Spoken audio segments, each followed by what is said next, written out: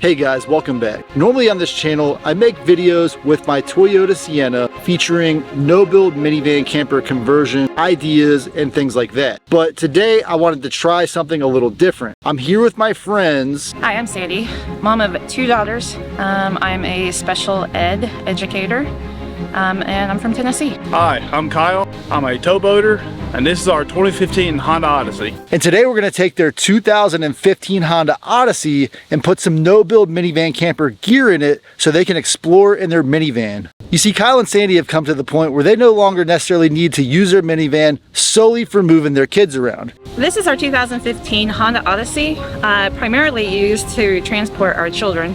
However, they're both teenagers and one of them has their own car. So we are converting this so we can start exploring nature's wonders.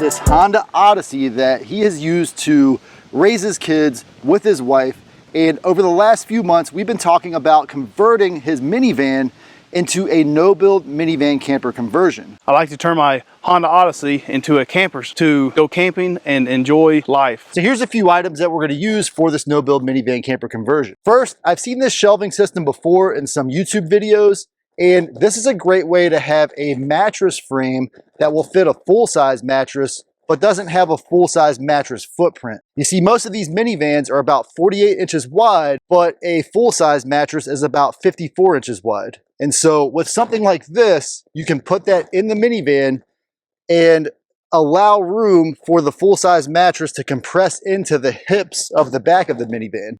We'll talk about this a little more and do the install in a few minutes here. So this next item I would never have considered putting in a minivan camper conversion, but Kyle has a unique story as to why he would want an ice maker, and I'm gonna let Kyle explain. So we chose this ice maker because my wife has low iron, so she eats a lot of ice to counter her low iron. So this ice maker is called a Freezimer ice maker, and we've been testing it out over the last few days just to see if it will actually make ice and if it will keep the ice cool when it's not running. This ice maker is a little larger than we thought it would be, so if there's not room for something, this might be the thing that has to go, possibly. I don't know, unless you need that ice for to keep the wife happy. To keep the wife happy. Ice happy. Ice happy? Ice happy. The next thing we have is this 110 watt foldable solar panel from EcoFlow. All of the items that you see here, except for that bed frame, were provided by these companies. So EcoFlow sent us this solar panel, SetPower sent us this mini fridge, and FossiBot sent that portable power station. All of these devices they sent specifically for the purpose of putting in this minivan camper conversion. For today's video, I'm gonna install those items and I'll talk about them a little bit. So look for the timestamp in the video's description for those specific products if you're interested in learning a little bit more about them. Are you ready to install the bed frame? I'm ready to install. So this bed frame has 4 platforms that are 24 inches by 48 inches wide. So when we put it together, we can either configure it with 4 in a row or a 2x2 configuration to fill that 48-inch width inside of the Honda Odyssey. One of the main reasons we decided on this for the bed frame is it's modular, so we can configure it however we wanted. And also, if we need to cut the legs a little bit to have it more level inside of the Honda Odyssey, that shouldn't be a big problem for us to do. The floor of the Honda Odyssey is not exactly flat. It's a little lower in the front, and then right where the third row comes out, it has a hump that's about 2 inches higher. So the first thing we're going to do is get the frame in and just check to see if it's level, and then we'll possibly cut some of the legs to make that work. All right, Kyle, you think this bed frame will actually work in here? I think it will work. So the first thing I'm noticing is it seems a little wider than I thought it would be. Do you want to try to see if we can at least put 2 of these panels in there? We can try for sure. Be a perfect fit. One of the biggest concerns we have with the Honda Odyssey is that for 2 people, it's going to be a very tight fit. So if you are planning to do long-term camping in a vehicle like this, make sure that you're really comfortable with the person that you'll be sharing the small space with. So Kyle's wife, Sandi, just showed up. I think it's a perfect fit, perfect match. You want to put some of the legs on and see if it at least looks a little level, because I can see in the front, it looks like there's that gap, and the gap actually looks a lot bigger than I thought it would be. Yeah, we can put the legs on.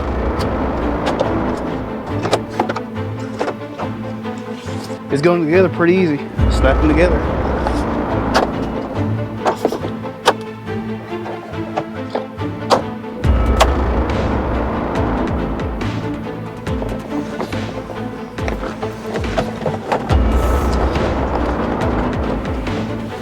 That takes up a lot of space, doesn't it? Yeah. All right, guys, the sun is basically melting us, so we're gonna find a shadier spot to work. So we got the fridge, we got the ice maker, we got the power station. What do you want to try to set up next?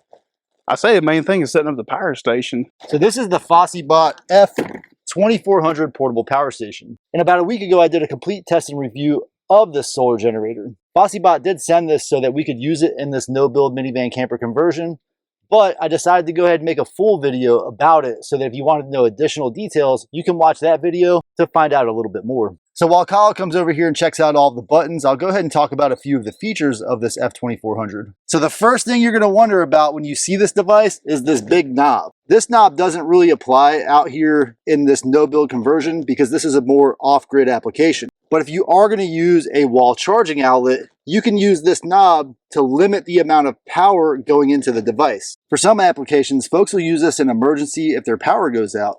And when those emergencies occur, occasionally you'll have access to intermittent power. And when you have that access to power, you might want to turn up the charging capability all the way so that you can quickly recharge the device. However, if you do have access to power continuously, you'd want to keep this on a lower setting so that the device's internal battery will last much longer. I've never had one before, so I'm really excited to get to know it, get to learn it, get to use it. Looks like it has good storage instead of just throwing your cords in a compartment and losing them. It's good to have a storage compartment on the device for your cords. We used this device last night to charge some batteries, and the screen is not very bright, but it has about 90% of its battery life remaining inside. And one of the issues that we're going to have with this minivan camper conversion is the bed platform takes up a lot of space for two people. And so we have to fit this, we have to fit that fridge, and we also have to fit the ice maker in this minivan while leaving room for two people to travel. I think at first it'll be hard to get the configuration down, but as time goes on and gets more adaptive, it'll be easier to get set up. So also, while we're talking about the FossiBot, it does have a standard car outlet rated at about 120 watts. It also has this unique 12 volt 25 amp DC outlet. So this will pump a lot of power to your 12 volt devices. In addition to that, it has your standard 5521 barrel plugs. Those are rated about 36 watts each. And over here, you have plenty of USBs. You have two USB-As. These USB-As are rated at 15 watts each. And then moving down here, I really like this feature on the FossiBot F2400. It has 4 USB-C outlets. All 4 of these outlets are power delivery.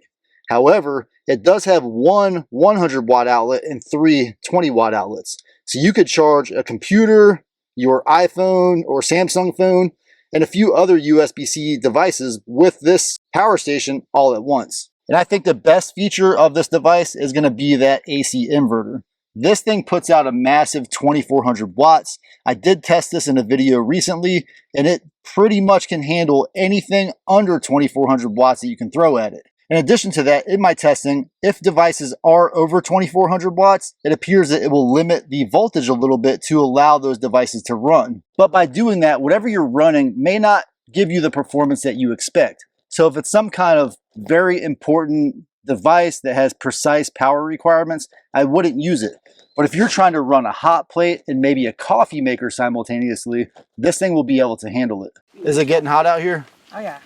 I'm thinking putting the ice maker and the power station on the side door here to where it's easily accessible. When we have the back hatch shut and all of our supplies in the back, we don't have to open the back hatch every time. We can have everything on the side. I think the most important thing is having access to the ice. But yeah, I agree, because this is where I would like to keep my clothes and stuff, and I don't want to have to open that back hatch. So while Kyle's finding the right place to put this power station, a couple of other things. It did come with an MC4 solar panel adapter, so when we hook up that EcoFlow 100 watt solar panel later, we shouldn't have any problems with those cables. Sometimes these devices do not come with those cables, and in this case, the FossiBot did come with the correct cable. So we have the heart of this minivan camper conversion installed. It's that easy, there's nothing tied down. However, if you are planning to do something a little more permanent, I would recommend that you strap those items down so that if you do have an accident, you don't have that hazard of flying objects in your vehicle. In this case, the heaviest item, the power station, is in the lowest position. But if they had it higher, for example, on a seat or on this platform behind their head, it would be a much bigger hazard. So for the fridge, I think we'll see if it will fit on the other side behind the power station. I think that's a great idea. One thing I recommend is we get it out of the box, because the box is this big, but I wouldn't be surprised if the fridge is even only 2/3 of that size. Right. So you might have a little more options based on the size of it. Right. Let's unbox this refrigerator. Awesome.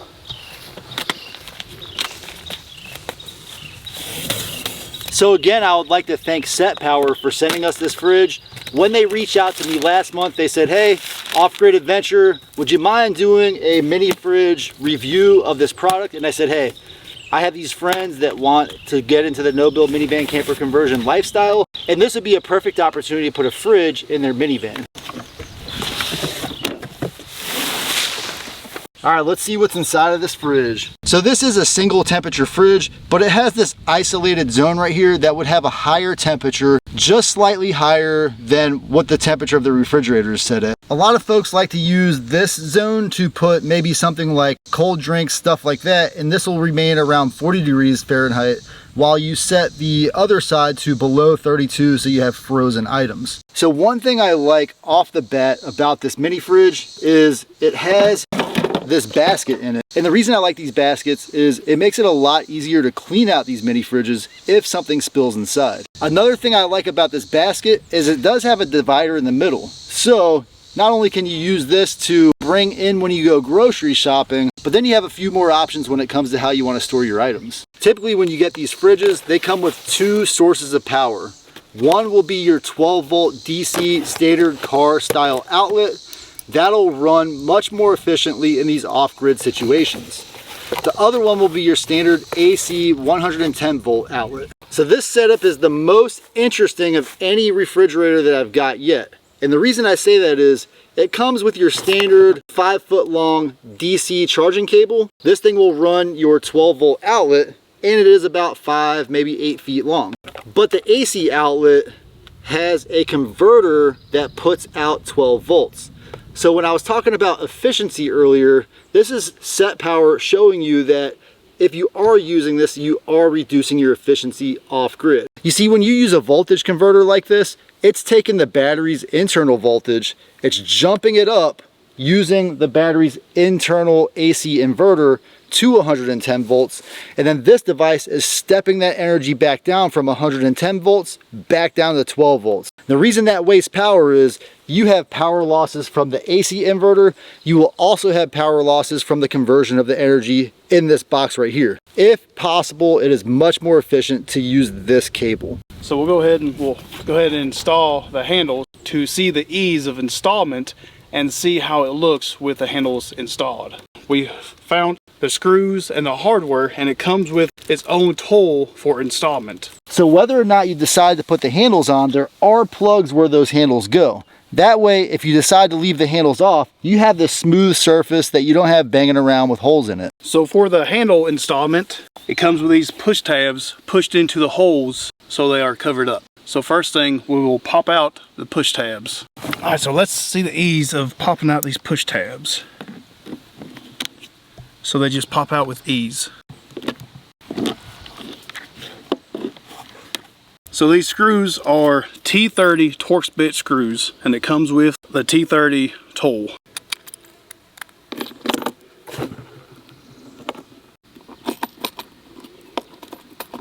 That's it.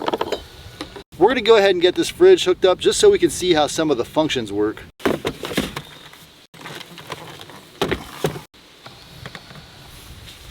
So this is the SetPower AJ40. It weighs about 30 pounds and it does have an internal light in it. The total volume inside is about 40 liters or 42.3 quarts. And turning it on is super simple. You just hit the on button. Once you have the on button on, you can set the temperature from 0 degrees Fahrenheit all the way up to 50 degrees Fahrenheit. For applications like this, I prefer 36 degrees Fahrenheit, and that's the refrigerator temperature setting. It is more economical energy-wise to use this as a refrigerator than it is as a freezer. If you are going to use a freezer, you will use a lot more energy. My favorite thing so far about the interface of this mini fridge is that everything is a single button press. You can press the plus or minus to raise and lower the temperature, or you can cycle it from max to eco mode by simply hitting this settings button. For now, we'll put it on max mode so that it will get to its lower temperature as fast as possible. This mini fridge is empty. We're going to fill it up a little later, but keep in mind, it will lower the temperature much faster when it's just changing the temperature of the air. But whenever you put items in there, try to put something in there that's as close to the temperature that you want as possible. I would try to either pre-cool the items in the fridge in the house before transferring it out to the vehicle, or get cold items and put them in the fridge. It's much more energy efficient. Now we're gonna see if we can make this fridge and this power station work with that giant bed frame inside.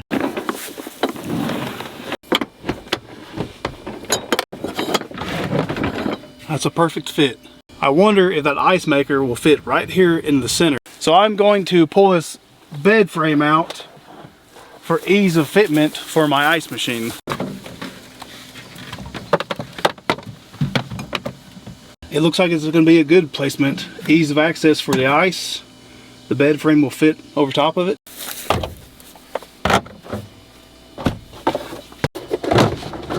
For 2 people traveling, I think it's a good fit.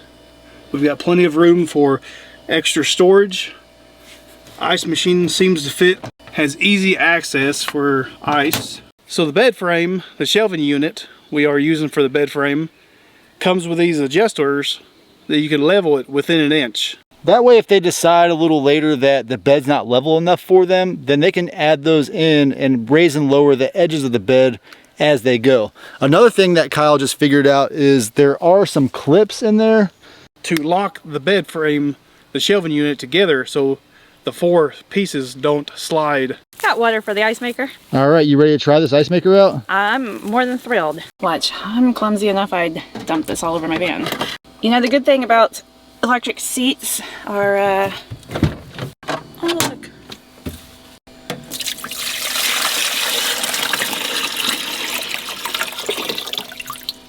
So I think that's good. All right.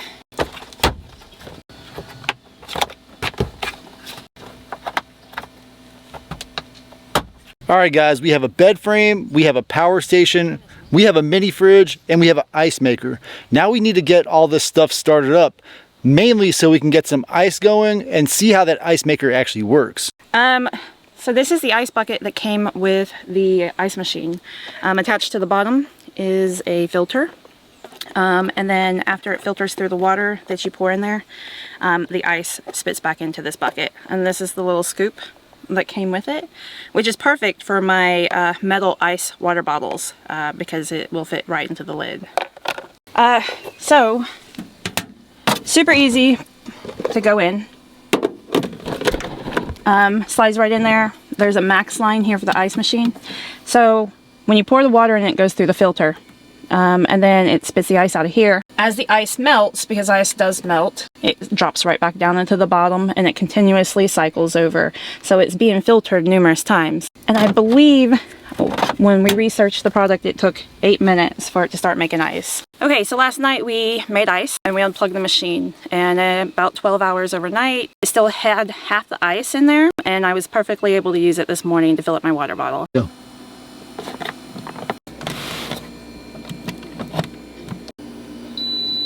So the ice maker just kicked on. It's pulling about 60 watts, but once the compressor kicks on to actually freeze the ice, it will pull a little more power. So we'll see in a second how much power that pulls. So I guess the downfall for me for the ice maker is there's not really anywhere to store the scoop other than inside the bucket. And when the bucket fulls, you know, you're digging your hand in there. So I would have liked to have seen like some kind of like hanger on the side. Right now I'm pulling about 200 watts, and that power that's coming out includes both the mini fridge and the ice maker. So I'm just gonna temporarily unplug the mini fridge to see how much power the ice maker is actually pulling. I did see the ice maker spike up to about 400 watts when the compressor kicked in, but it appears to be pulling about 150 watts steady state. So with this 2048 watt hour battery that you can realistically pull about 1600 watt hours out of, you could run that ice maker for just a little over 10 hours with this portable power station. That's of course assuming that you don't hook up your solar panel or have any other source of charging your power station. What do you think, Sandy? You think you're set up for at least a minimal amount of comfort in traveling? I do, and Kyle and I want to start traveling more, so I think this is going to be great because the bed's perfect size to fit both of us. And ice is a necessity for me. I think it's starting to be a good setup. So we do have a mattress. I'm afraid it's too thick. I do have plans to get a thinner bed topper for better headroom. I actually wake up through all hours of the night and sit up, so I definitely need something a little bit thinner. We've been researching some. We just haven't decided on one mutually yet. One good thing about the way this is set up is if you decide that platform's too high, you can cut some of those legs down. Right, yeah. If we fit a suitcase underneath, I think we can come down 3 more inches to fit everything perfectly. Or totes, waterproof totes. So now we're going to try to hook up this solar panel. We are perfectly located in the shade here.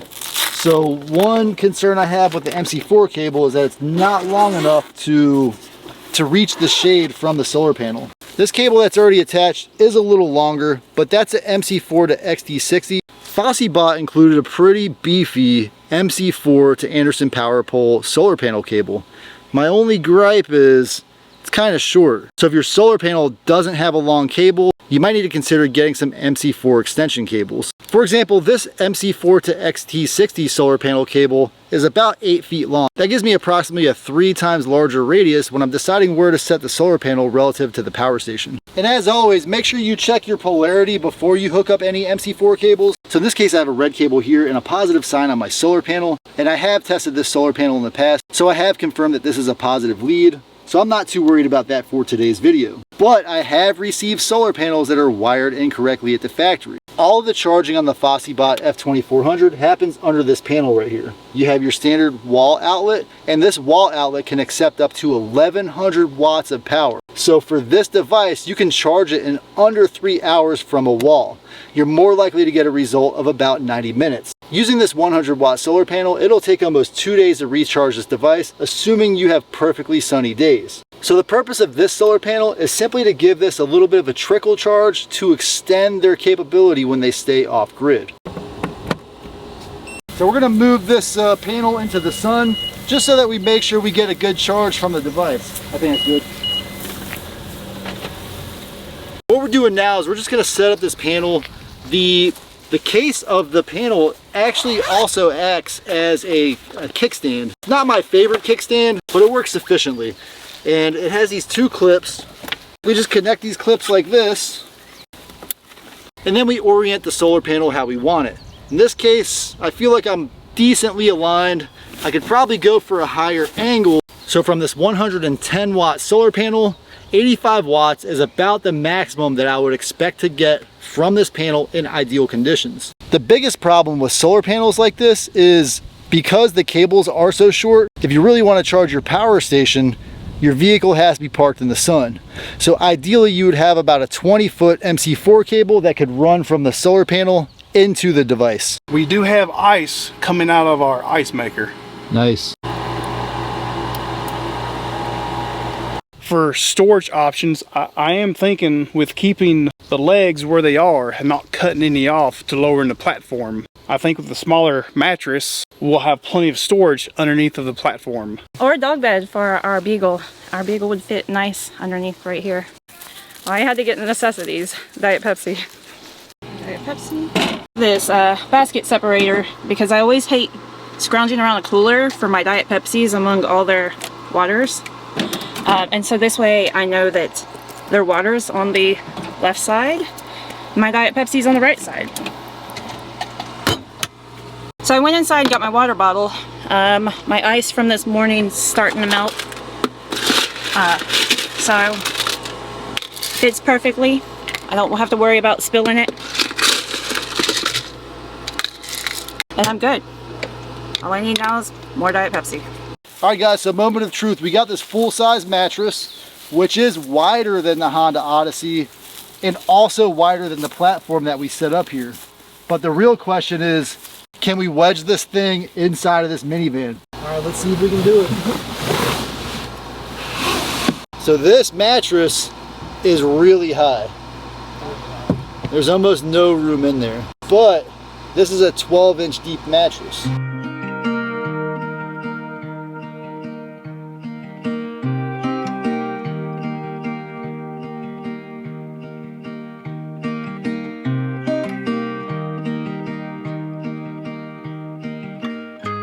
This is about what you would get if you were on a bunk bed on a boat. There are tight quarters on some boats.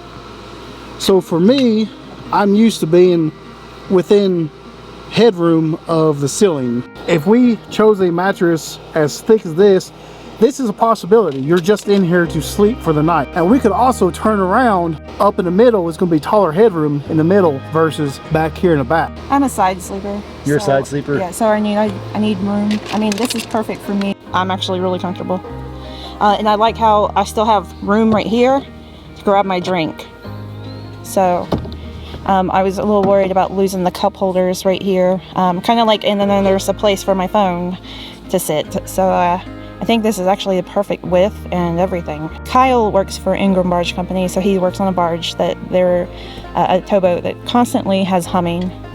And it kind of sounds like, with the ice machine running and stuff, it kind of sounds like a constant hum, which should be really easy for him to sleep with. We have a good setup started, and future ideas, they make a tent that attaches to the back of your SUV or your van, something with a rear hatch, that the tent goes over your rear hatch and creates a bigger living area. You use it for like an awning, something to give you more space, get out of the sun, that you don't have to be inside of your living space. So Kyle's home for the next 3 weeks, so we're going to head back to Tennessee soon and test out our minivan conversion. We'll be sharing our story on this channel in the next few weeks. So that's definitely not a standard Honda Odyssey no-build minivan camper conversion, but it was a lot of fun to put together. I would like to say thank you to FossiBot, SetPower, EcoFlow, and Freezimer for sending those devices for us to include in this vehicle. This is not an opportunity that I always have, so it's always great to have good items to put inside of these conversions. There are links in the video description to all the devices you saw in this video,